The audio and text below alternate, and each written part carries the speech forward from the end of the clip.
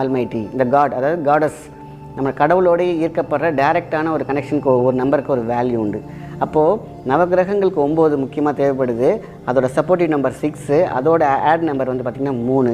Electron proton நியூட்ரானோடைய ஒரு சங்கமம் தான் பார்த்திங்கன்னா இந்த நம்பர். அப்போது இந்த 369 ஒரு மனிதனுடைய வாழ்க்கையை எப்படி மாற்றும் அப்படின்னு கேட்டிங்கனாக்கா, ஒரு மனிதனுக்கு இருக்கக்கூடிய பஞ்சபூத தத்துவம், பஞ்சமா தத்துவம் 9 கிரகத்தினுடைய நேரடி பார்வை இருக்கும் பொழுது தான் இந்த சக்கராஸ் இயக்கங்கள் கரெக்டாக இருந்துகிட்ருக்கு. அது வந்து அவ்வளோ பெரிய பவர்.